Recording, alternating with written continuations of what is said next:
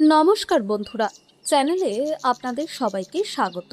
আপনারা এই গল্পটি কোথা থেকে দেখছেন কমেন্ট করে অবশ্যই জানাবেন। গল্পটি ভালো লাগলে ভিডিওটি লাইক, শেয়ার এবং সাবস্ক্রাইব করতে ভুলবেন না। আমি তোমার মা বাবাকে নিয়ে খুব বিরক্ত হয়ে গেছি, আর সহ্য করতে পারছি না। এদের সহ্য করতে করতে আমার 4 বছর হয়ে গেল, কিন্তু আর নয়। এবার হয় তুমি এদের বৃদ্ধাশ্রমে পাঠাও, নয়তো আমি বাপের বাড়ি চলে যাব। সন্তোষের স্ত্রী সীমা তার স্বামীকে শ্বশুর শাশুড়িকে নিয়ে রাগারাগি করছিল। তখন সন্তোষ বলল, আমার ধর্মপত্নী, আমার প্রাণের মানুষ, তুমি তো জানো আমি তোমার থেকে এক মুহূর্তও দূরে থাকতে পারি না। তুমি এমন বাপের বাড়ি যাওয়ার কথা বলো না। এই কথা শুনলেই আমার মন ভেঙে যায়। শুধু তুমি নয়, আমিও মা বাবার জন্য বিরক্ত। আমিও চাই এক মুহূর্তে এদের এখান থেকে বের করে দিতে, কিন্তু কি করব? এত সহজে তো এরা বৃদ্ধাশ্রমে যাবে না। এর জন্য একটা কৌশল বের করতে হবে। সীমা বলল, আমি জানি না তুমি কি কৌশল করবে, কিন্তু আমি শুধু এদের থেকে মুক্তি চাই। আচ্ছা আচ্ছা, তুমি রাগ করো না, সন্তোষ বলল। ঠিক তখনই বাইরে থেকে ডাক এলো, ওরে সন্তোষ, ওরে সন্তোষ। সন্তোষ বিরক্ত হয়ে বলল, দেখো এদের নাটক, দুটো কথা বলতেও দেয় না। সীমা বলল, তাই তো বলি, তাড়াতাড়ি কিছু একটা ব্যবস্থা করো। আবার ডাক এলো, সন্তোষ বাবা, আসছি বলে সন্তোষ রেগে গজগজ করতে করতে মা বাবার ঘরে গেল। কি হয়েছে তোমাদের, সারাক্ষণ সন্তোষ সন্তোষ করো কেন? সন্তোষের মা গায়ত্রী দেবী বললেন, বাবা তুমি এভাবে বাবার সঙ্গে কথা বলছো কেন? সন্তোষ বলল, তাহলে কিভাবে বলবো, তোমাদের তো এই একটাই কাজ। কিশোরবাবু বললেন, বাবা আজ তোমার ছুটি, তাই ভাবলাম আমাদের কিছু অসমাপ্ত কাজ আছে। তোমার মায়ের দাঁত দেখাতে হবে আর আমার কানও দেখাতে হবে, তুমি আমাদের নিয়ে চলো। এ কথা শুনে সন্তোষ আরও রেগে গেল, তোমরা আমাকে কি ভেবেছ? একদিন ছুটি তাতেই তোমাদের কাজ? আর টাকা কি আকাশ থেকে আসছে? আমার কাছে সময়ও নেই, টাকাও নেই। কিশোরবাবু শান্তভাবে বললেন, তুমি এত উত্তেজিত হচ্ছ কেন? এটা তো খুব বড় কাজ নয়। আমাদের পায়ে এখনো জোর আছে, আমরা নিজেরাই যেতে পারি। তোমার টাকারও দরকার নেই, তুমি গিয়ে বিশ্রাম করো। সন্তোষ রাগে পা ঠুকে নিজের ঘরে চলে গেল। কিশোরবাবু ব্যাংকে জমা সামান্য টাকায় নিজের আর গায়ত্রী দেবীর খরচ চালাতেন। তিনি বললেন, চলো গায়ত্রী, তুমি তৈরি হও, আমি নিজেই তোমাকে নিয়ে যাব। ঠিক আছে বলে গায়ত্রী দেবী তৈরি হলেন আর দুজনেই ডাক্তারের কাছে গেলেন। ওরা বেরোতেই সীমা আবার বলল, এরা আমাদের শান্তিতে থাকতে দেবে না। সন্তোষ বলল, হ্যাঁ, খুব তাড়াতাড়ি একটা ব্যবস্থা করতে হবে। তুমি আমার জন্য একটা ভালো কফি বানিয়ে নিয়ে এসো। সীমা কফি বানাতে গেল, আর সন্তোষ ভাবতে লাগলো কিভাবে এদের থেকে মুক্তি পাওয়া যায়। অনেকক্ষণ ভেবে যখন কিছুই মাথায় এলো না, তখন সীমা কফি নিয়ে এলো। সন্তোষ বলল, তুমি কিছু বলো, কি করা যায়? সীমা ঠোঁট বাঁকিয়ে বলল, আমার মতে দুজনকে ঘুমের ওষুধ খাইয়ে মেরে ফেলি। সন্তোষ চমকে উঠে বলল, না না, এটা সম্ভব নয়। সারা জীবন জেলে পচতে হবে, আর ওরা আমার মা বাবা, কিভাবে মেরে ফেলি? সীমা বলল, তাহলে তুমি নিজেই ভাবো। এই সময় কিশোরবাবু আর গায়ত্রী দেবী ডাক্তার দেখিয়ে ফিরে এলেন এবং নিজেদের ঘরে কথা বলতে লাগলেন। আজ কাজটা হয়ে গেল, 4 দিন পর আবার যেতে হবে দাঁত বসানোর জন্য। আর এই ওষুধটা দেখছি কতটা কাজ করে, বললেন কিশোরবাবু। দরজার বাইরে দাঁড়িয়ে সন্তোষ সব কথা শুনছিল এবং হঠাৎ তার মাথায় একটা বুদ্ধি এলো। সে চুপচাপ নিজের ঘরে এসে সীমাকে জড়িয়ে ধরে বলল, সীমা, যে মুহূর্তটার জন্য আমরা অপেক্ষা করছিলাম সেটা এসে গেছে। সীমা অবাক হয়ে বলল, কি হয়েছে, এত খুশি কেন? সন্তোষ বলল, আমি একটা দারুণ আইডিয়া পেয়েছি, কিভাবে এদের থেকে মুক্তি পাবো। সীমার চোখ চকচক করে উঠল, কি আইডিয়া বলো? সন্তোষ কানে কানে সব বলতেই সীমা খুশিতে রাজি হয়ে গেল। এখন তুমি মা বাবাকে ভালোভাবে বসে আনো, আর আমি আদর্শ ছেলে হয়ে যাই, দেখো কি হয়। ঠিক আছে, আজ থেকেই শুরু, বলে দুজনে কাজে লেগে গেল। মা বাবা, আপনাদের জন্য গরম দুধ এনেছি, খেয়ে নিন, সীমা মিষ্টি গলায় বলল। মা বাবা অবাক হয়ে একে অপরের দিকে তাকালেন, কারণ সীমা আগে কখনো জলও দেয়নি। কি ভাবছেন, ভালোবেসে দুধ এনেছি? সীমা বলতেই তারা দুধ খেলেন। তারপর সীমা মায়ের পা টিপতে লাগলো আর সন্তোষ বাবার পা টিপতে লাগলো। মা বাবা খুব অবাক হলেও কিছু বললেন না। এরপর দুজনকে শুইয়ে দিয়ে তারা নিজেদের ঘরে ফিরে এলো। সীমা বলল, আমি কিভাবে সহ্য করছি বুঝতে পারছি না। সন্তোষ বলল, আর মাত্র 3 দিন, তারপর সব ঠিক হয়ে যাবে। পরদিন সন্তোষ অফিস থেকে মায়ের জন্য নতুন শাড়ি আর বাবার জন্য নতুন ধুতি নিয়ে এলো। মা বাবা খুব খুশি হলেন। সীমা বলল, দেখো, যেতে যেতে কত খরচ করিয়ে দিচ্ছে। সন্তোষ বলল, কিছু পেতে হলে কিছু তো হারাতেই হয়। সীমা জানতো কিশোরবাবু আখের রসের পায়েস খুব পছন্দ করে, তাই সে সেটা বানিয়ে নিয়ে গিয়ে বলল, বাবা, জানতাম আপনার খুব খেতে ইচ্ছা করছে। গায়ত্রী দেবী অবাক হয়ে বললেন, তুমি জানলে কিভাবে? সীমা হেসে বলল, মা বাবা যেমন না বললেও সন্তানের মনের কথা বুঝে যায়, তেমনি সন্তানরাও মা বাবার মনের কথা বুঝে যায়। এ কথা শুনে কিশোরবাবু আর গায়ত্রী দেবী খুব খুশি হলেন এবং মনে মনে ঈশ্বরকে ধন্যবাদ জানালেন। সন্তোষ ছিল তাদের একমাত্র ছেলে। কিশোরবাবুর একটি ছোট্ট চাকরি ছিল, তাতেই সংসার চলতো। গায়ত্রী দেবী খুব বুদ্ধিমতী মহিলা ছিলেন। তিনি অল্প আয়ে সংসার চালিয়ে জমি কিনে নিজের স্বপ্নের বাড়ি বানিয়েছিলেন। সন্তোষের পড়াশোনায়ও তারা কোনো অভাব রাখেননি।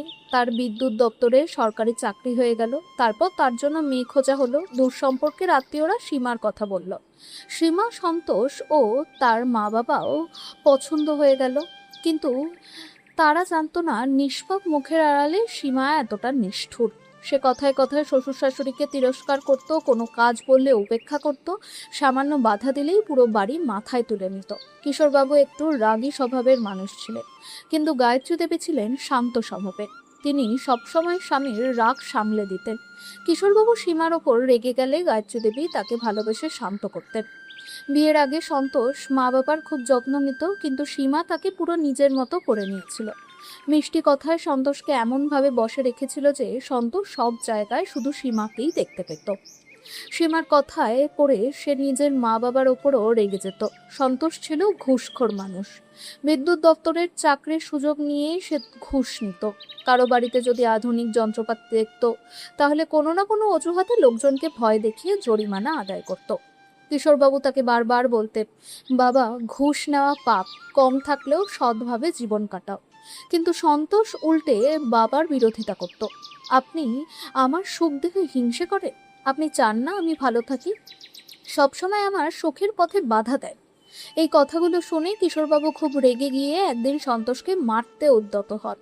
এরপর থেকেই সন্তোষ আরো বেশি বিরক্ত হয়ে ওঠে। তারপর সীমা আগুনে ঘি ঢালার মতো কাজ করত। কিশোরবাবু আর গায়ত্রী দেবী চুপ থাকলেও ভুল কিছু দেখলে বাবা মা হিসেবে বাধা দিতেন, আর সেটাই সন্তোষ ও সীমা সহ্য হতো না। তাই তারা ঠিক করলো কোনোভাবে তাদের বাড়ি থেকে সরাতে হবে। সন্তোষ অপেক্ষা করছিল ডাক্তারের পরের দিনটির জন্য। 3 দিন পর রাতে সে মা বাবার ঘরে গিয়ে বলল, বাবা, সেদিন অফিসের চাপে আমি উত্তেজিত হয়ে আপনাকে খারাপ কথা বলেছি, আমাকে ক্ষমা করে দিন। কিশোরবাবু বললেন, কিছু হয়নি বাবা, এমন হয়। তারপর সন্তোষ জিজ্ঞেস করলো, কাল কখন ডাক্তার দেখাতে যাবেন? গায়ত্রী দেবী বললেন, কালই যেতে বলেছে ডাক্তার। সন্তোষ মায়ের হাত ধরে বলল, কাল আমি নিজেই আপনাদের নিয়ে যাব। তার আগে আমরা একটু ভালো কোথাও ঘুরতে যাব। আমার এক বন্ধু বলছিল কাছেই একটা ভালো রিসর্ট আছে। মা বাবা ভেবে খুশি হলেন, বুঝি ছেলে বৌমার বুদ্ধি ফিরেছে। পরের দিন সবাই গাড়িতে বেরোলো। প্রথমে ডাক্তার দেখানো হলো, তারপর সন্তোষ গাড়ি হাইওয়ের দিকে ঘুরিয়ে দিল। অনেক দূর চলে যাওয়ার পর সীমা বলল, আর কতক্ষণে পৌঁছবো? গায়ত্রী দেবী আর কিশোরবাবুও বারবার জিজ্ঞেস করছিলেন। সন্তোষ বলল, মনে হচ্ছে ভুল রাস্তায় চলে এসেছি। ঠিক তখনই গাড়ি বন্ধ হয়ে গেল, যেটা আসলে তাদের পরিকল্পনারই অংশ ছিল। সন্তোষ রাগ দেখিয়ে গাড়ি স্টিয়ারিংয়ে হাত মারলো। ধুর, এই নির্জন রাস্তায় গাড়ি নষ্ট হলো। সে নেমে গাড়ি দেখে আবার বলল, গাড়ি খারাপ হয়েছে, মেকানিক আনতে হবে, আমি একটু দেখে আসি। গায়ত্রী দেবী বললেন, বাবা, সাবধানে যেও, রাস্তা খুব ভয়ঙ্কর লাগছে। কিছুক্ষণ পরে ফিরে এসে সন্তোষ বলল, এখানে তো কাউকে দেখা যাচ্ছে না, এখন কি হবে? সীমা ভয় পেয়ে বলল, রাতও হয়ে আসছে। সন্তোষ বলল, চল আমরা গাড়িটা ঠেলে কোনোভাবে মেকানিকের কাছে নিয়ে যাই, আপনারা এখানে অপেক্ষা করুন। ভয় পেলেও মা বাবা বললেন, তাড়াতাড়ি ফিরে আসবে। ঠিক আছে বলে সন্তোষ আর সীমা গাড়ি ঠেলতে ঠেলতে চলে গেল এবং তাদের নির্জন হাইওয়েতে একা ফেলে দিল। সীমা খুশি হয়ে বলল, অবশেষে এদের থেকে মুক্তি পেলাম। সন্তোষ এসে বলল, এখন তো খুশি? ওদিকে গায়ত্রী দেবী আর কিশোরবাবু বসে অপেক্ষা করতে লাগলেন। অনেক সময় কেটে গেল, রাত গভীর হলো। ক্ষুধা আর ভয়ে তারা কাঁপতে লাগলেন। ঠিক তখনই একটি পুলিশ জিপ এসে থামলো। একজন senior police officer Bhanu Pratap Singh নেমে বললেন, আঙ্কেল আন্টি, আপনারা এখানে কি করছেন? সব কথা শুনে তিনি খুব অবাক ও ক্ষুব্ধ হলেন।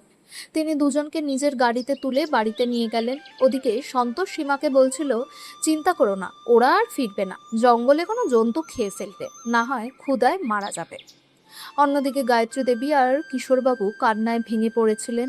তারা বিশ্বাসই করতে পারছিলেন না নিজের ছেলে এমন করতে পারে। ভানু প্রতাপ সিং তাদের শান্ত করলেন, খাওয়ালেন এবং বললেন, আমি সিনিয়র পুলিশ অফিসার ভানু প্রতাপ সিংহ। কয়েক মাস আগে এখানে বদলি হয়ে এসেছি। আমার পরিবার জয়পুরে থাকে। তিনি আরও বললেন, আপনারা আমার কোয়ার্টারে থাকুন, কোনো চিন্তা করবেন না। এমন সন্তানের সঙ্গে থাকার চেয়ে এখানে থাকা অনেক ভালো। কিশোরবাবু চোখের জল মুছতে মুছতে নিজের স্ত্রীকে সামলে নিয়ে ভানু বাবুকে বলতে লাগলেন, আমাদের একমাত্র ছেলের জন্য আমরা কি না করেছি, কখনো কোনো অভাব হতে দিইনি। সামান্য ঠান্ডা কাশি হলেও তার মা আর আমি সারা রাত জেগে থাকতাম। নিজের সব ইচ্ছে দমন করে তার প্রতিটি ইচ্ছে পূরণ করেছি। তবুও জানি না আমাদের লালন পালনে কোথায় এমন ভুল রয়ে গেল যে সে আমাদের সঙ্গে এত নিচু কাজ করলো। কিশোরবাবু আবার বললেন, বাবা, আমিও একজন শিক্ষিত মানুষ, আমি চুপ করে বসে থাকার লোক নই। এমন সন্তানদের শিক্ষা দেওয়া খুব দরকার, না হলে আমাদের সমাজের নৈতিক অবক্ষয় কেউ থামাতে পারবে না। ভানুবাবু চেয়েছিলেন সন্তোষ আর সীমা শান্তি পাক। তিনি বললেন, আঙ্কেল আন্টি, আমি চাইলে ওদের যে কোনো শাস্তি দিতে পারি, তাদের ধরে সরাসরি জেলে পাঠিয়ে দিতে পারি, কিন্তু অপরাধ তো আপনাদের বিরুদ্ধে। তাই আপনারাই বলুন, আপনারা কি চান? ভানুবাবুর কথা শুনে গায়ত্রী দেবী আর কিশোরবাবু বললেন, বাবা, সবার আগে আমরা আমাদের বাড়ি ফিরে পেতে চাই। যে বাড়ি থেকে ওরা আমাদের এভাবে বের করে দিয়েছে সেই বাড়ি আমাদের। আমরা নিজেদের পরিশ্রমে এই বাড়ি তৈরি করেছি, ওদের কোনো অধিকার নেই। তারপর তুমি যা ঠিক মনে করো, আমরা তোমার সঙ্গে আছি। ভানুপ্রতাপ সিংহ সন্তোষ সম্পর্কে সব তথ্য নিয়ে একটি পরিকল্পনা করলেন এবং সবকিছু কিশোরবাবু ও গায়ত্রী দেবীর সঙ্গে আলোচনা করে তাদের সম্মতি নিলেন।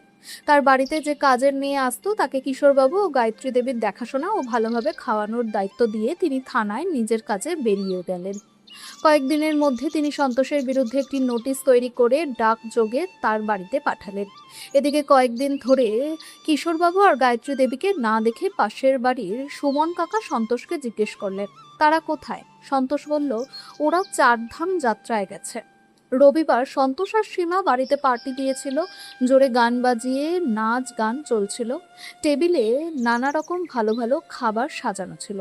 তারা খুব আনন্দে ছিল, কিন্তু নোটিশ আসতেই যেন সব আনন্দ মুছে গেল।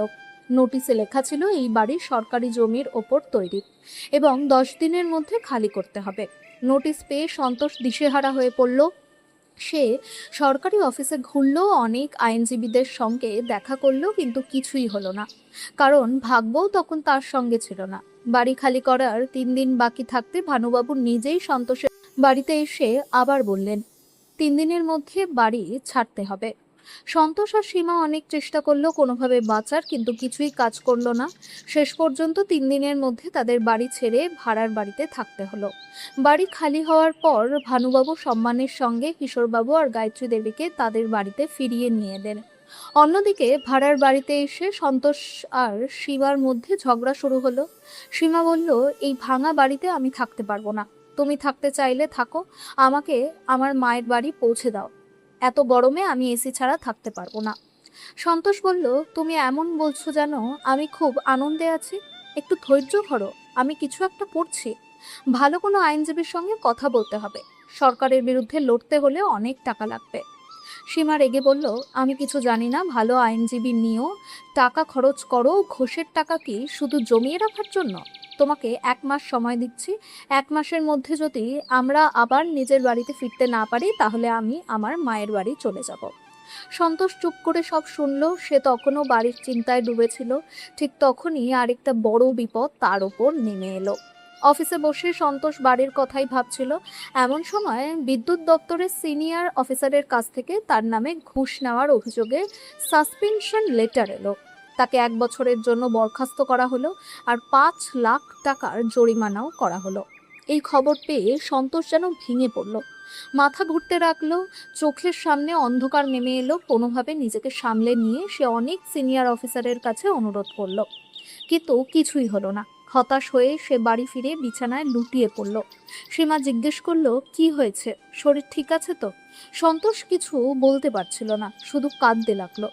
তারপর সব কথা সে খুলে বলল। সীমা মুখ বাঁকিয়ে বলল, দেখলে তো, সব শেষ হয়ে গেল। তাই তো বাবা তোমাকে ঘুষ নিতে বারণ করতেন।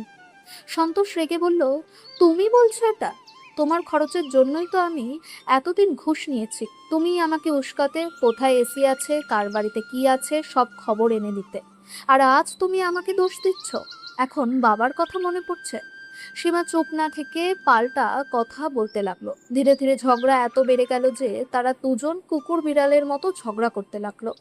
ঘুষের টাকায় উপার্জিত অর্থ সন্তোষ আর সীমা শুধু ভোগ বিলাসেই উড়িয়ে দিতে চেয়েছিল। টাকা জমাতে তারা জানতো না, তাই ধীরে ধীরে সব টাকা শেষ হয়ে যেতে লাগলো। এর মধ্যেই আরেকটি নতুন বিপদ এসে পড়ল। বাড়িওয়ালা ভাড়া বাড়ানোর কথা বলল। সন্তোষ যখন বলল তারা এত ভাড়া দিতে পারবে না, তখন বাড়িওয়ালা স্পষ্ট জানিয়ে দিল বাড়ি খালি করে দিতে, কারণ এই বাড়ির জন্য আরো বেশি ভাড়া দিতে রাজি লোক ছিল। এবার তো সন্তোষ আর সীমা নিজেদের জিনিসপত্র নিয়ে একেবারে রাস্তায় এসে পড়ল, কারণ সন্তোষ তার ক্ষমতার অপব্যবহার করে পাড়া প্রতিবেশীদেরও খুব বিরক্ত করত, সবার কাছ থেকেই ঘুষ নিতে চাইতো। তাই আজ তার কোনো ভালো ভাবমূর্তি ছিল না, কেউই তাকে সাহায্য করতে এগিয়ে এলো না। সন্তোষ আর সীমা রাস্তায় বসে কাঁদছিল। এদিকে প্রচন্ড রোদ, অন্যদিকে ক্ষুধায় কষ্ট, দুজনেই ভেঙে পড়ল।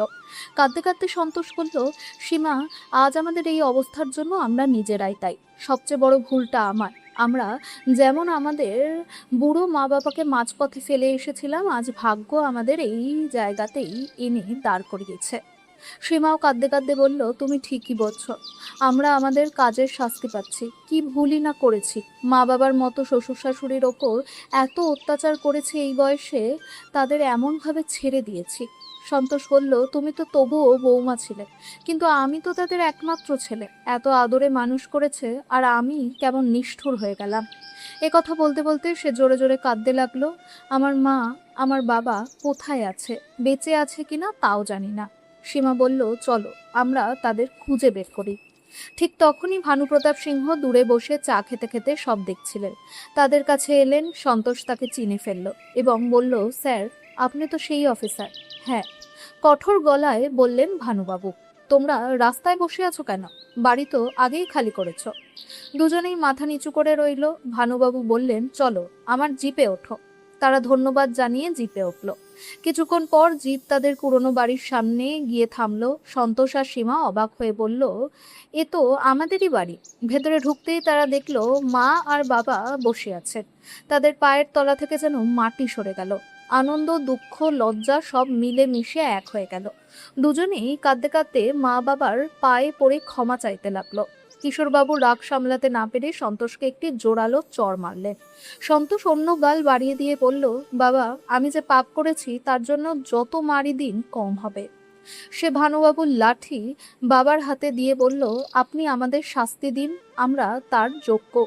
কিশোরবাবু আর গায়ত্রী দেবীর চোখে জল এসে গেল।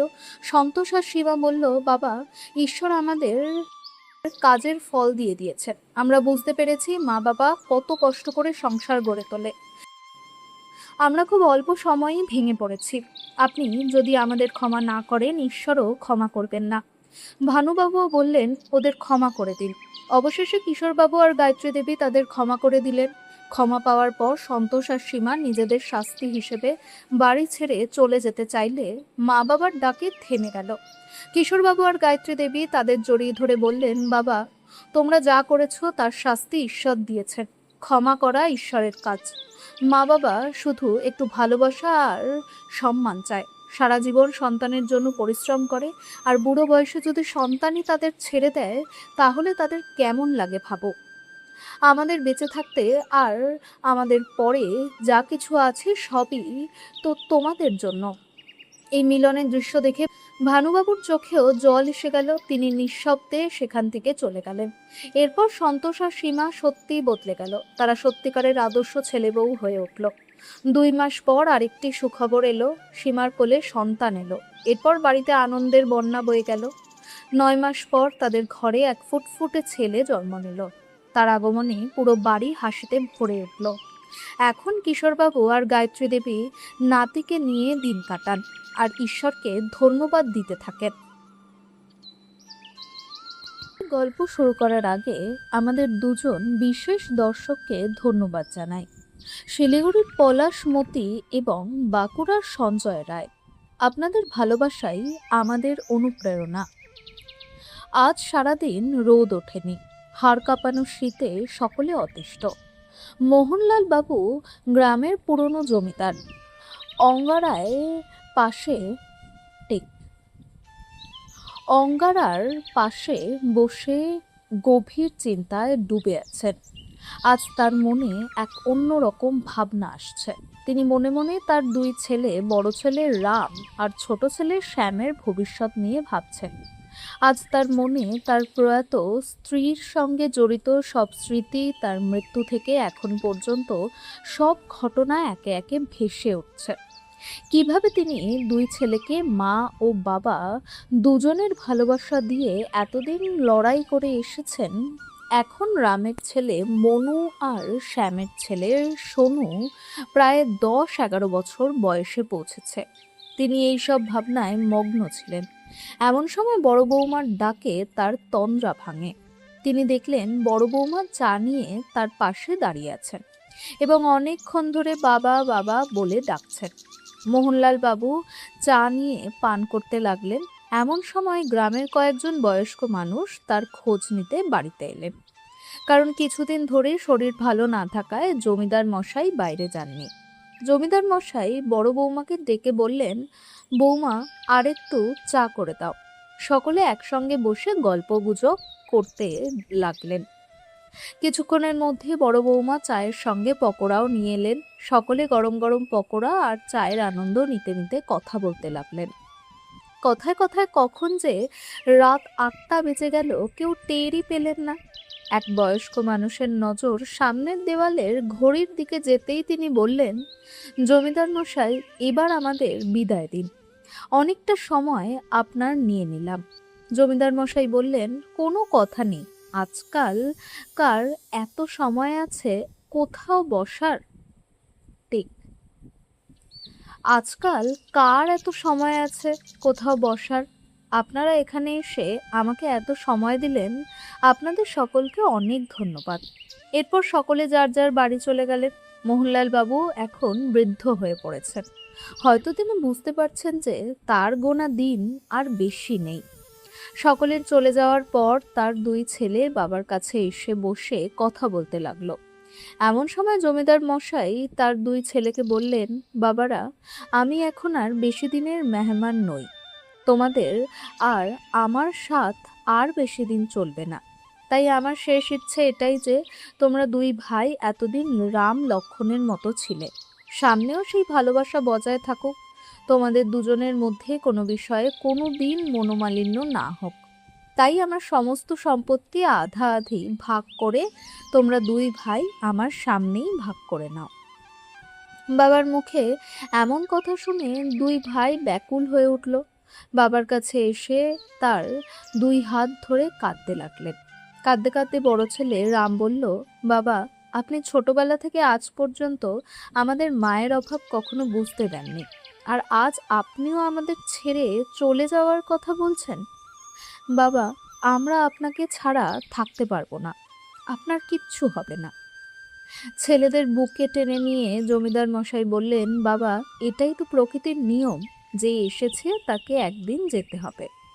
আগে আমিও ভাবতাম তোমাদের মা চলে যাওয়ার পর 2 ছেলেকে ঠিকমতো মানুষ করতে পারবো কিনা, কিন্তু তোমাদের মা চলে যাওয়ার পরেও আমাকে বেঁচে থাকার সাহস জুগিয়ে গেছে। আজ আমার 2 ছেলে অনেক বড় হয়ে গেছে। এখন আমি নিশ্চিন্তে তোমাদের মায়ের কাছে গিয়ে বলতে পারবো যে তোমার 2 ছেলে, বৌমা আর নাতি নাতনিদের হাসি খুশিতে রেখে এলাম। তাই আমার শেষ ইচ্ছে পূরণ করতে তোমরা দুই ভাই এখনই আমার সামনে সব সম্পত্তির দুভাগ করে নাও। বাবাকে বারবার এই কথা বলতে দেখে দুই ভাই বলল, বাবা, যদি আপনার এটাই ইচ্ছে তাহলে আপনিই ভাগ করে দিন। আপনি যাকে যা দেবেন আপনার দেওয়া প্রসাদ ভেবে রেখে দেব।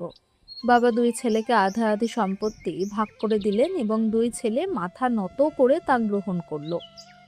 এরপর সকলে একসঙ্গে বসে খাওয়া দাওয়া করলেন। খাওয়ার পর দুই ভাই বাবাকে ওষুধ খাইয়ে তার পাশে বসে জমির ফসলের অবস্থা নিয়ে কথা বলতে লাগলো।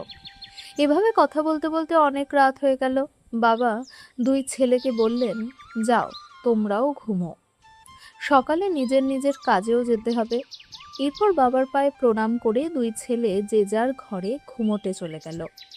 সকালে বড় ছেলে বাবার পায়ে প্রণাম করতে কাছে গিয়ে দেখল বাবার হাত পা শিথিল হয়ে পড়েছে, শ্বাস থেমে গেছে। তিনি তার শেষ যাত্রায় বেরিয়ে পড়েছেন। রাম বাবার এই অবস্থা দেখে তাকে জড়িয়ে ধরে জোরে জোরে কাঁদতে লাগলো। বড় ছেলের কান্নার আওয়াজ শুনে গোটা পরিবার জড়ো হয়ে গেল। কিছুক্ষণের মধ্যে প্রতিবেশীরাও এলেন। প্রতিবেশী কিছু বয়স্ক মানুষ দুই ছেলেকে সান্ত্বনা দিয়ে শেষকৃত্যের প্রস্তুতি নিতে বললেন। দুই ভাই মিলে বাবার সব শেষকৃত্য বিধিমতো সম্পন্ন করল।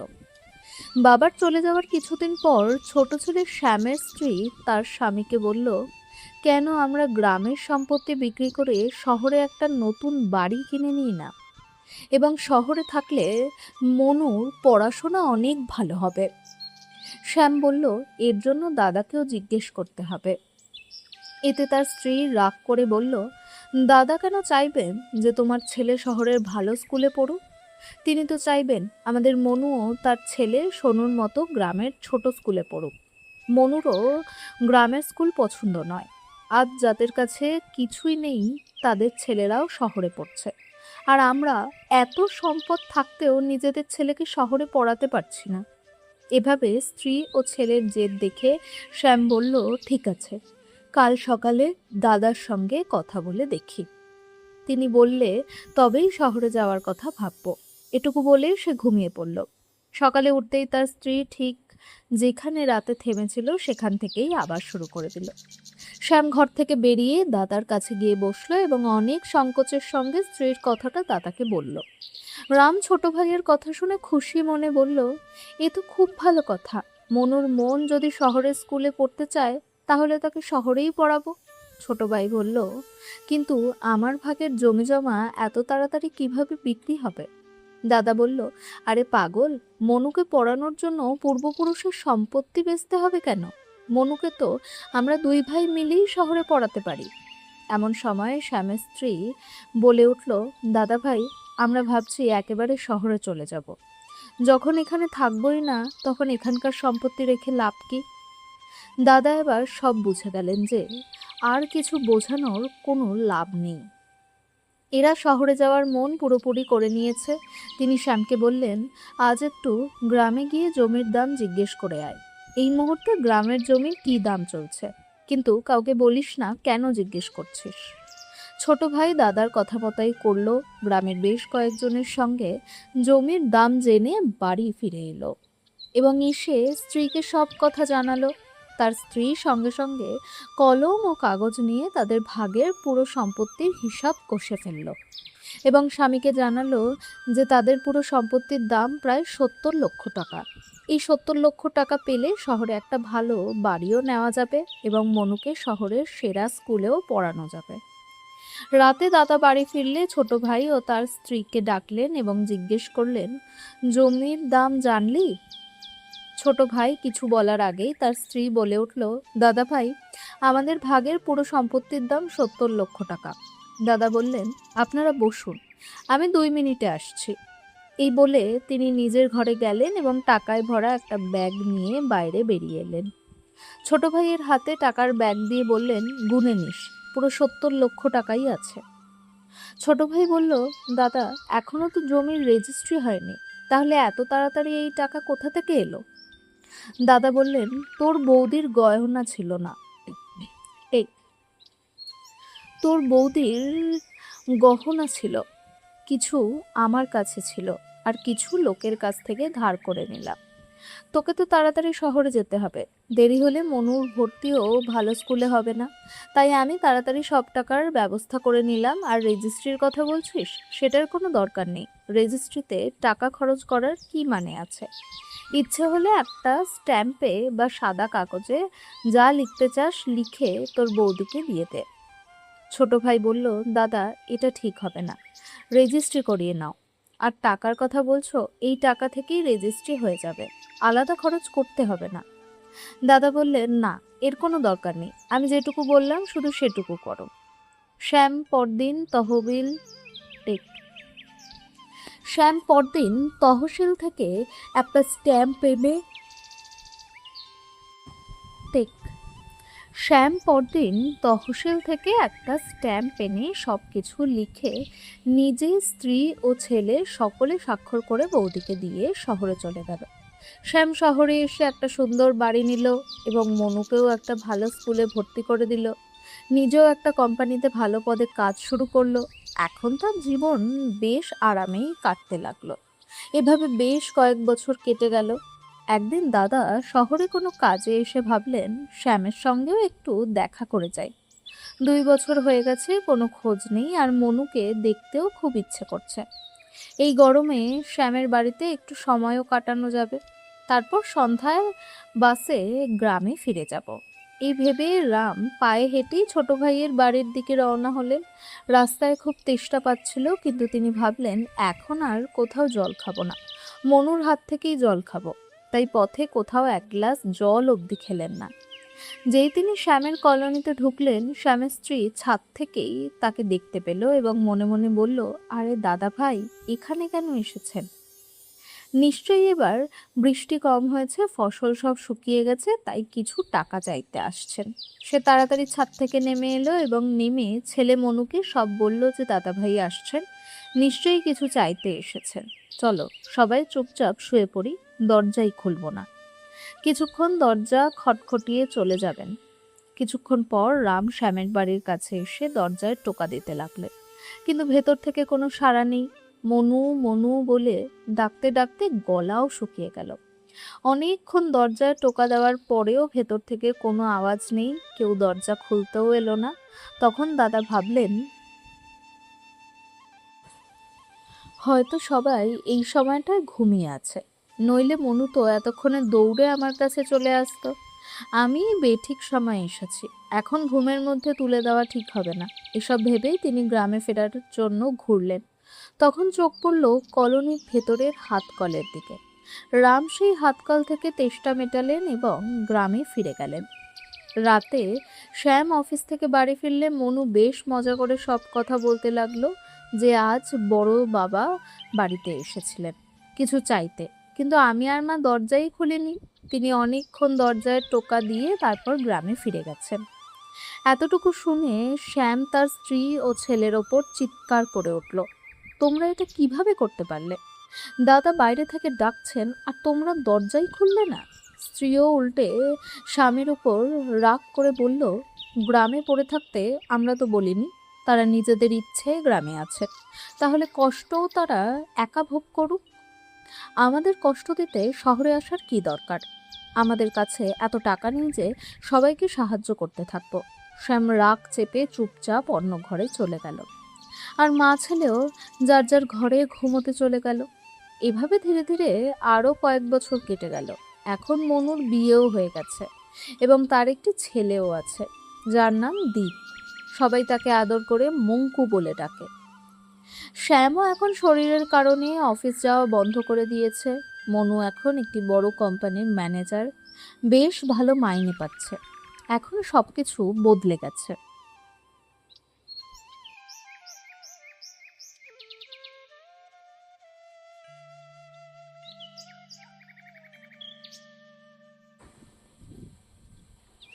একটাই বাড়ি আছে, যেটা এখন পুরনো হয়ে গেছে এবং সেটাও এখন সেকেলে হয়ে পড়েছে।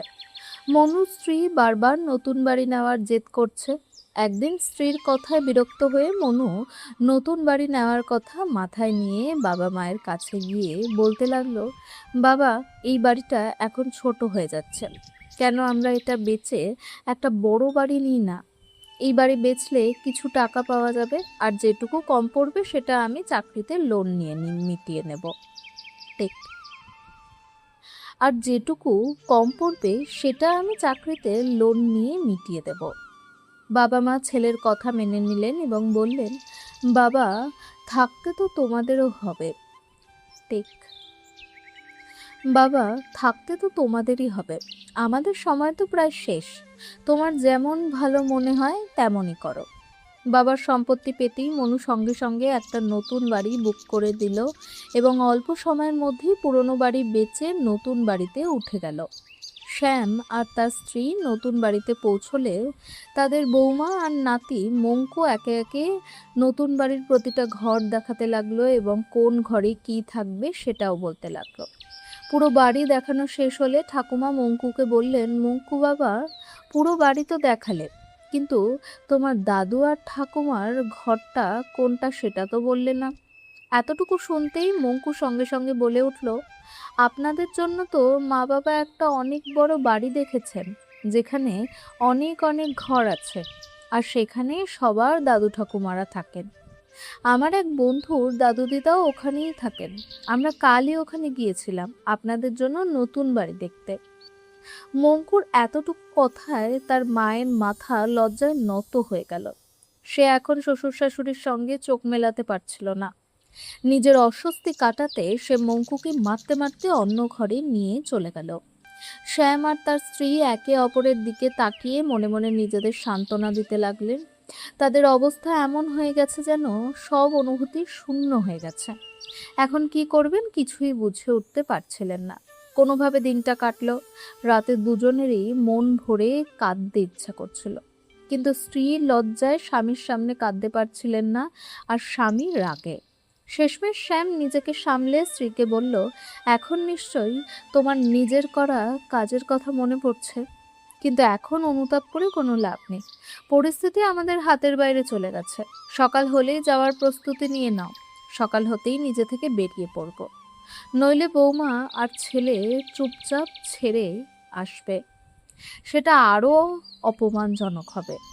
এইটুকু বলে শ্যাম অন্যদিকে মুখ ফিরিয়ে শুয়ে পড়ল। সারা রাত দুজনেই ঘুমের ভান করলেন, কিন্তু কারো চোখে ঘুম এলো না। সকাল হতেই দুজন তাড়াতাড়ি স্নান করে তৈরি হয়ে গেলেন।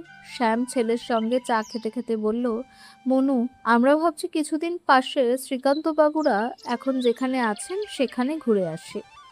শুনেছি ওখানে মানুষের খুব যত্ন হয় এবং অনেক সুবিধাও দেওয়া হয়। তুই কিছুদিনের জন্য আমাদের ওখানে পৌঁছে দিয়ে আয়। এতটুকু শুনতেই ছেলে আর বৌমা মনে মনে খুব খুশি হয়ে গেল। তাদের আনন্দের সীমা রইল না। আজ তাদের মনে হচ্ছিল যেন না চাইতেই সব পেয়ে গেছে। মনুশ্রীকে বলল, তাড়াতাড়ি মা আর বাবার জন্য খাবার তৈরি করে দাও। আমি অফিস যাওয়ার পথে এদের শ্রীকান্ত বাবুদের ওই বাড়িতে কিছুদিনের জন্য পৌঁছে দিয়ে আসবো।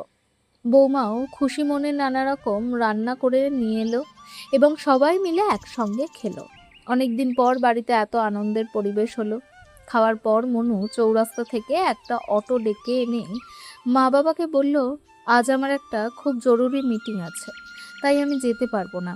এই অটো চালককে সব বুঝিয়ে দিয়েছি, উনি আপনাদের সঠিক বাড়িতে পৌঁছে দেবেন। বাবা বললেন, ঠিক আছে বাবা, আমরা অটোতেই চলে যাব। এই বলে তারা অটোতে গিয়ে বসলেন।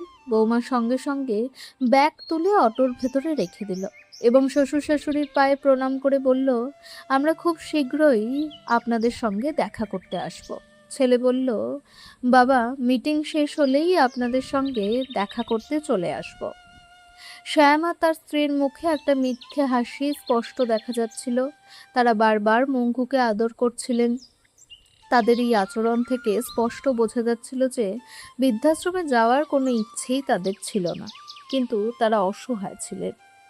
যাওয়ার আগে দাদু ঠাকুমা নাতনিকে টেক যাওয়ার আগে দাদু ঠাকুমা নাতিকে অনেক আদর আর আশীর্বাদ দিলেন। এরপর অটো চালক অটো চালু করে বৃদ্ধাশ্রমের উদ্দেশ্যে রওনা হলো। বাড়ি থেকে কিছুটা দূরে যেতেই দুজন আবার দুঃখের সাগরে ডুবে গেলেন। প্রায় ৪৫ মিনিট পর অটো থামতেই দুজন সেই দুঃখের জগৎ থেকে বেরিয়ে এলেন। শ্যাম বলল, ভাই, পৌঁছে গেছি কি? চালক জবাব দিল, হ্যাঁ, পৌঁছে গেছি। এরপর দুজন অটো থেকে নেমে বৃদ্ধাশ্রমের অভ্যর্থনা কক্ষে পৌঁছলেন। চালকও ব্যাগ নিয়ে তাদের অভ্যর্থনা কক্ষে পৌঁছে দিয়ে বিদায় নিল। যেতে যেতে বিড়বিড় করে বলল, কি আমল এলো রে বাবা। শ্যাম আর তার স্ত্রী অভ্যর্থনা কক্ষে পৌঁছে নিজেদের নাম বললেন।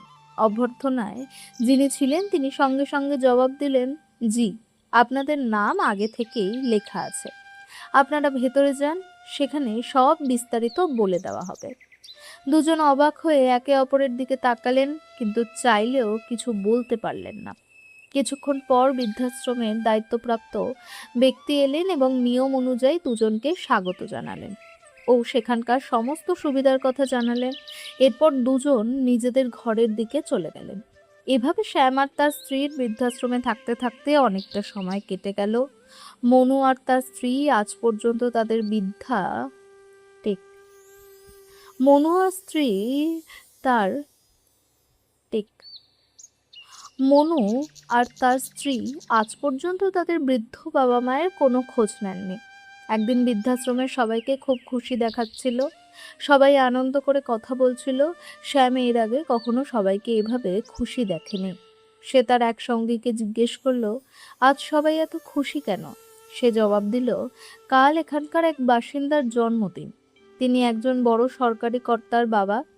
সেই কর্তা গত কয়েক বছর ধরে এই বৃদ্ধাশ্রমে এসে বাবার হাত দিয়ে 5 তারা হোটেলের খাবার আর সবার জন্য উপহার বিতরণ করেন। সেই কর্তা আর তার বাবা কাল আবার আসছেন। তাই সবাই এত খুশি যে বছরে একবার আমাদের ভাগ্যে 5 তারা হোটেলের খাবার অনেক আদর আর আপনজনের মতো করে পাওয়া যায়। এতটুকু শুনে শ্যামের চোখে জল এসে গেল এবং সে আবার তার ছেলে মনুর কথা ভাবতে লাগলো। পরদিন বৃদ্ধাশ্রমের সবাই স্নান করে নতুন পোশাক পরে তৈরি হয়ে গেলেন। সকাল 9টার মধ্যেই সেই বড় কর্তা আর তার বাবা একটা বড় গাড়িতে অনেক খাবারের প্যাকেট আর উপহার নিয়ে এলেন। তারা প্রথমে 1 নম্বর ঘরে ঢুকলেন এবং সবাইকে প্রণাম জানিয়ে অত্যন্ত বিনয়ের সঙ্গে খাবার আর উপহারের প্যাকেট দিতে লাগলেন। 1 নম্বর ঘরের সবাইকে দেওয়ার পর যখন তারা 2 নম্বর ঘরে এলেন, তখন সবার আগে তাদের সামনে পড়লেন শ্যাম। শ্যাম মাথা নিচু করে বসেছিলেন। কর্তার বাবা তাকে প্রণাম জানিয়ে খাবার ও উপহারের প্যাকেট দিতে গেলে শ্যাম সেই কণ্ঠস্বর শুনে চমকে উঠলেন এবং তার চোখ সঙ্গে সঙ্গে কর্তার বাবার মুখে চলে গেল। দুজনেই একে অপরকে দেখে চমকে উঠলেন। শ্যামের মুখ লজ্জায় নীল হয়ে গেল।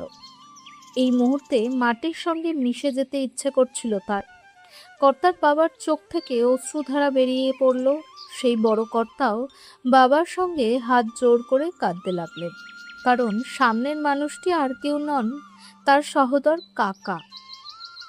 দাদা কাঁদতে কাঁদতে শ্যামকে বুকে জড়িয়ে ধরে বললেন, শ্যাম, তুই এখানে? তুই আমাকে কখনো জানালি না? আরে পাগল, নিজের দাদাকে একবার মনেও করলি না? তোর গ্রামের সবকিছু আজও ঠিক তেমনই আছে যেমন তুই রেখে গিয়েছিলিস। তোর ভাগের জমি, বাগান, বাড়ি সব কিছুতে আজও তোরই নাম আছে। এত বড় সম্পত্তির মালিক আজ এই অবস্থায়। এতটুকু শুনতেই শ্যাম দাদাকে জড়িয়ে ধরে শিশুর মতো ঠুকরে ঠুকরে কাঁদতে লাগলো। দুই ভাইকে এভাবে জড়িয়ে কাঁদতে দেখে পুরো বৃদ্ধাশ্রম অশ্রুর জোয়ারে ভেসে গেল। অনেকক্ষণ পর দুই ভাই স্বাভাবিক হলেন। এরপর বাকি সবার উপহার আর খাবারের প্যাকেট শ্যাম আর তার স্ত্রীর হাত দিয়ে বিতরণ করানো হলো। শ্যামের স্ত্রী কারো সঙ্গে চোখ মেলাতে পারছিলেন না। একটু দূরে একা বসে কাঁদতে লাগলেন। সোনু তার কাছে খাবারের প্যাকেট নিয়ে গেল এবং বলল, কাকিমা, আমার খুব জোরে খিদে পেয়েছে। অনেক দিন হয়ে গেছে আপনার হাতে রান্না খাইনি। আজ একবার আমাকে নিজের হাতে খাইয়ে দিন। এতটুকু শুনতেই কাকিমা সোনুকে বুকে জড়িয়ে ধরে আরো জোরে কাঁদতে লাগলেন। তাকে দেখে মনে হচ্ছিল যেন আজ তার সমস্ত ভুলগুলো এই অশ্রুতেই ধুইয়ে ফেলতে চাইছে। এরপর সোনু কাকার হাত থেকে খাবার খেলো এবং নিজের হাতে কাকিমাকেও খাইয়ে দিল। দুজনেই খেতে খেতে কাঁদছিলেন। ওদিকে দুই ভাইয়ের অবস্থাও প্রায় একই রকম ছিল। তারা দুজনও একে অপরকে খাইয়ে দিচ্ছিলেন আর কাঁদছিলেন। দুই ভাইয়ের এই ভালোবাসা দেখে বৃদ্ধাশ্রমের সবাই আবেগে ভেসে কাঁদতে লাগলেন এবং মনে মনে ভাবলেন যে এই দুনিয়ায় এমন দাদাও আছেন। খাওয়ার পর দাদা তার ছেলেকে বললেন, যাও কাকা কাকিমার ব্যাগ নিয়ে এসো আর বৃদ্ধাশ্রমে যা কাগজপত্রের কাজ আছে সেটা সম্পন্ন করো। সোনু সঙ্গে সঙ্গে গিয়ে বৃদ্ধাশ্রমের সব কাজ সেরে কাকা কাকিমার ব্যাগ নিয়ে এলো এবং গাড়িতে তুলে দিল। শ্যাম আর তার স্ত্রী লজ্জায় গ্রামে যেতে চাইছিলেন না, কিন্তু দাদার কথা শ্যামের কাছে আজও ব্রহ্ম বাক্যের মতো। চাইলেও দাদার কথা উপেক্ষা করতে পারলেন না। দাদার সঙ্গে গাড়িতে গিয়ে বসলেন এবং সবাই গ্রামের উদ্দেশ্যে রওনা হলেন। গ্রামে পৌঁছে শ্যাম দেখলেন তার ঘর আর সব জিনিসপত্র ঠিক যেভাবে রেখে গিয়েছিলেন সেভাবেই আছে। দেখে মনে হচ্ছিল যেন কেউ বড় যত্ন করে সব সাজিয়ে রেখেছেন। বাড়িতে পৌঁছতেই বৌদি, সোনুর স্ত্রী আর বাচ্চারা এত সম্মানের সঙ্গে স্বাগত জানালো যে মনে হলো এরা কখনো দূরে ছিলেন না, বরং তারাই এদের থেকে দূরে সরে গিয়েছিলেন। এদের এই ব্যবহার দেখে শ্যাম আর তার স্ত্রী অবাক হয়ে গেলেন, মনে মনে লজ্জিতও হলেন। সবার এত ভালোবাসা পেয়ে তাদের জীবন আবার একবার আনন্দে ভরে উঠল। এভাবে ধীরে ধীরে প্রায় 5 বছর কেটে গেল। একদিন রাম তার ছেলে সোনুকে নিয়ে হাসপাতালে রুটিন চেক আপ করাতে গেলেন। হাসপাতালে ঢুকতেই তারা দেখলেন একটি লোক কোলে একটি ছেলেকে নিয়ে একজন মহিলার সঙ্গে ডাক্তারের পায়ে পড়ে কাকুতি মিনতি করছেন। ডাক্তার তাকে মানা করে নিজের চেম্বারে চলে গেলেন। হাসপাতালের কর্মীরা সেই লোকটিকে ধরে গেটের বাইরের দিকে নিয়ে যাচ্ছিল। রামের দেখে থাকতে পারলেন না। তিনি সেই লোকটিকে জিজ্ঞেস করলেন, এই ছেলেটির কি হয়েছে? যেই দুজন একে অপরের দিকে মুখ ফেরালেন, দুজনেই চমকে গেলেন। রাম বললেন, সোনু টেক। রাম বললেন, মনু বাবা তুমি? মনু রামের পায়ে পড়ে বলল, জেঠু আমার ছেলেকে বাঁচান, ওর হৃদয়ে ছিদ্র আছে। আজই অপারেশন হওয়ার কথা, আমার কাছে কিছু টাকা কম পড়ছে, তাই ডাক্তার অপারেশন করতে রাজি হচ্ছেন না।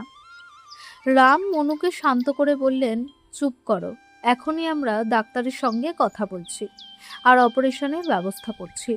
সবাই ডাক্তারের চেম্বারের দিকে এগিয়ে গেলেন। চেম্বারে ঢুকতেই ডাক্তার নিজের আসন থেকে উঠে বললেন, আসুন। সোনু বলল, ডাক্তারবাবু আগে আমার ভাইপোর অপারেশনের তাৎক্ষণিক ব্যবস্থা করুন। ডাক্তার বললেন, এ কি আপনার ভাইপো? সোনু বলল, পরিচয় পরে হবে, আগে অপারেশনের ব্যবস্থা করুন। ডাক্তার সঙ্গে সঙ্গে তার সহকারীকে ডেকে মঙ্কুকে অপারেশন থিয়েটারে নিয়ে পুরো প্রস্তুতি করতে বললেন এবং নিজে অন্য ডাক্তারদের তৎক্ষণাৎ হাসপাতালে আসার জন্য ফোন করতে লাগলেন। অল্পক্ষণের মধ্যে সব ডাক্তার এসে গেলেন এবং প্রায় 1 ঘন্টা ধরে মঙ্কুর অপারেশন চলল। কিছুক্ষণ পর ডাক্তার অপারেশন থিয়েটার থেকে বেরিয়ে সবাইকে অপারেশন সফল হওয়ার সুখবর দিলেন। মনু আর তার স্ত্রী আবার একবার জেঠু আর দাদার পায়ে পড়ে কাঁদতে লাগলো। রাম জিজ্ঞেস করলেন, মনু বাবা তুমি তো একটা বড় কোম্পানির ম্যানেজার ছিলে, তোমার এই অবস্থা কিভাবে হলো? মনু জানালো, কোম্পানিতে অনেক বড় ক্ষতি হওয়ায় সেটা বন্ধ হয়ে গেছে। বাড়ির লোন শোধ না করতে পারায় বাড়িও বিক্রি হয়ে গেল, আর আমরা পথে বসলাম। টেক আর আমরা পথে বসলাম, এটাই আমাদের কর্মফল। আমরা মা বাবার সঙ্গে ভালো ব্যবহার করিনি, তাদের বৃদ্ধাশ্রমে রেখে এসেছিলাম। তারা বাড়ি থেকে যাওয়ার পর থেকে আমাদের উপর একের পর এক বিপদ আসতে লাগলো। জেঠু আমাদের ক্ষমা করে দিন, আমরা নিজেদের সুখের লোভে অন্ধ হয়ে গিয়েছিলাম। আজ মা বাবা বৃদ্ধাশ্রমে কেমন আছেন জানি না, আমরা কখনো তাদের খোঁজও নিতে যাইনি। আমাদের কর্মফল আজ ভোগ করছি। এতটুকু বলে মনু ঢুকরে কাঁদতে লাগলো। রাম বললেন, তুমি মা বাবার সঙ্গে অনেক ভুল করেছ, কিন্তু তোমার এই অনুতাপ আর অশ্রুতে তোমার পাপ কিছুটা হলেও কমবে। কিছুক্ষণ পর মঙ্কুরও জ্ঞান ফিরল। এখন সবাই অনেক খুশি। রাম মনুর পকেটে কিছু টাকা দিতে দিতে বললেন, এখন আমরা গ্রামে যাচ্ছি, শোনো তোমার খোঁজ নিতে রোজ আসতে থাকবে। মঙ্কু যেদিন ছাড়া পাবে সেদিন আমি আবার আসবো। এই বলে তারা গ্রামে চলে গেলেন। 7 দিন পর মঙ্কু হাসপাতাল থেকে ছাড়া পেলে রাম আবার এলেন এবং মনু ও তার স্ত্রীকে গ্রামে চলতে বললেন। মনু বলল, জেঠু, গ্রামে তো এখন আমাদের কিছুই নেই, সব তো অনেক আগেই বেচে দিয়েছি। এখন কোন মুখে গ্রামে যাব? রাম বললেন, মনু, তুই এখনো আমাদের পর মনে করিস? আমি তো সব সময় তোকে আমার সোনুর চেয়েও বেশি ভেবে এসেছি। তোর ওপর কি আমার কোনো অধিকার নেই? এতটুকু শুনে মনু জেঠুকে জড়িয়ে ধরে কাঁদতে লাগলো এবং বলল, জেঠু, আমরা অনেক ভুল করেছি, কিন্তু আপনার মন অনেক বড়। আপনি এই পৃথিবীতে ঈশ্বরের একটি রূপ। আমরা এত খারাপ ব্যবহার করার পরেও আপনি আমাদের আপন মানেন? রাম বললেন, চুপ করো, চলো গাড়িতে বসো। সবাই গাড়িতে উঠে গ্রামে চলে গেলেন। সবাই গাড়িতে উঠে গ্রামে চলে এলেন। গ্রামে পৌঁছে মনু দেখল তার মা বাবা আগে থেকেই বাড়িতে আছেন। মনু অবাক হয়ে গেল এবং মা বাবার সঙ্গে চোখ মেলাতে পারছিল না। রাম বললেন, যাও, মা বাবার পায়ে প্রণাম করে নিজের ভুলের ক্ষমা চাও।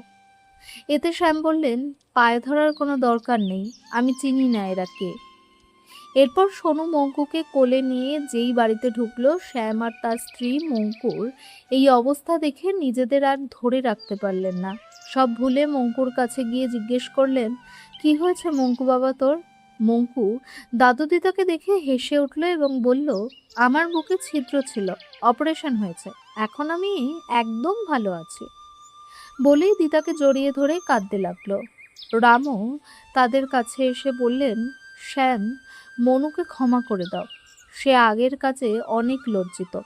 তোমরা চলে আসার পর ঈশ্বর তাকে অনেক শাস্তি দিয়েছে, এখন তুমি আর শাস্তি দিও না। শ্যাম বললেন, দাদা, আমি যদি টেক দাদা, আপনি যদি মনুকে ক্ষমা করে দিয়ে থাকেন, তাহলে আমি কে তাকে ক্ষমা না করার? এতটুকু শুনতেই মনু আর তার স্ত্রী বাবা টেক এতটুকু শুনতেই মনু আর তার স্ত্রী রাম আর শ্যামের পা জড়িয়ে ধরে জোরে জোরে কাঁদতে লাগলো। তাদের এভাবে কাঁদতে দেখে পুরো বাড়ি অশ্রুতে ভেসে গেল। আজ রামও মনে মনে অনেক খুশি ছিল। তার মনে গভীর তৃপ্তি অনুভব হচ্ছিল। আজ তিনি তার বাবার স্বপ্ন পূরণ করলেন এবং পুরো পরিবারকে আবার একত্রিত করলেন। তাহলে বন্ধুরা, এই ছিল আজকের গল্প। একটি বাবার স্বপ্ন, একটি পরিবারের ভাঙা গড়ার কাহিনী। জীবনে যতই ভুল হোক, সত্যিকারের ভালোবাসা কখনো শেষ হয় না। গল্পটি যদি আপনার মনে একটুও ছুঁয়ে গিয়ে থাকে, তাহলে ভিডিওটি লাইক করুন এবং আমাদের চ্যানেলটি সাবস্ক্রাইব করুন। বেল আইকনটি চাপতে ভুলবেন না, যাতে পরের গল্পের বিজ্ঞপ্তি সবার আগে আপনার কাছে পৌঁছায়। আপনিও কি চান পরের গল্পে আপনার নাম উল্লেখ হোক? তাহলে এখনই কমেন্টে আপনার নাম আর আপনার জায়গার নাম লিখে রাখুন। আমরা প্রতিটি গল্পে আমাদের প্রিয় দর্শকদের নাম তুলে ধরি। আজকের মতো বিদায় নিচ্ছি। ভালো থাকুন, সুস্থ থাকুন আর প্রিয়জনদের ভালোবাসুন। আবার দেখা হবে নতুন একটি গল্প নিয়ে। ধন্যবাদ।